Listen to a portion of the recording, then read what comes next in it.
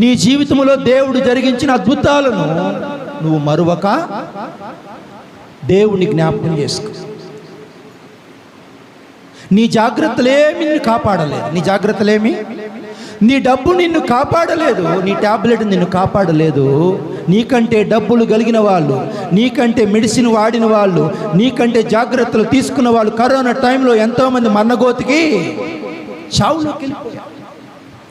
ఈరోజు నువ్వు నేను క్షేమకరంగా ఉన్నామంటే, ఇంకా బ్రతికున్నామంటే, ప్రపంచంలో ఎన్నో రకాల తెగుళ్ళు సంచరిస్తూ ఉంటుంటే మన ఇళ్లల్లోకి, మన బిడ్డల మీదకి, మన పేటలోకి రాకుండా ఉన్నాయంటే, ఒకవేళ మన పేటలోకి వచ్చినా కూడా నీ ఇంట్లోకి రాలేదు కదా.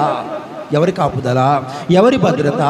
దేవుని దూతల కాపుదలగా ఉండి, దేవుని రక్తం ఇంటి మీద పూయబడి, దేవుని కాపుదల, దేవుని అగ్ని కంచె నీ మీద ఉన్నది కాబట్టి నువ్వు క్షేమకరంగా ఉన్నావు.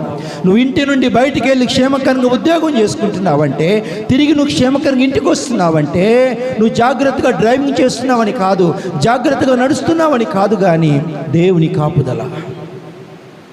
యాక్సిడెంట్ కాకుండా, రోగాల పాలు కాకుండా, అవయవాలు పాడవకుండా నా ప్రభు చెప్తున్నాడు, నిన్ను కంటికి రెప్పలా కాపాడుతున్నాడు.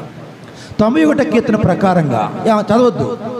మహోన్నతుని చాటున నివసించేవాడే, సర్వశక్తిని నీడను విశ్రమించేవాడు. ఏమంటున్నాడు?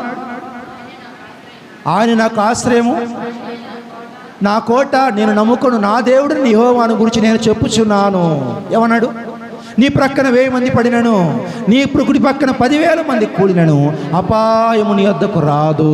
ఎవరు? నీ దేవదూతలు నిన్ను కాపాడుతున్నారు. అమ్మా, నీ చుట్టూ దేవదూతలు ఉన్నారు. యేసు రక్తము నీ ఇంటి మీద పోయబడింది. నీకోసం దేవదూతలు కాపుదలగా ఉన్నారు. నీకోసం సంఘ ప్రార్థన బలంగా ఉంది. నా దేవుడు దిగొస్తున్నాడు నీకోసం, నిన్ను కాపాడటం కోసం.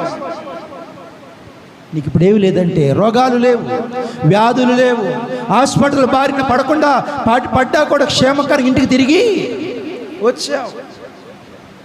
నీకేముందంటే ఈరోజు ఆరోగ్యం ఉంది, బలం ఉంది, శక్తి ఉంది ఈరోజు.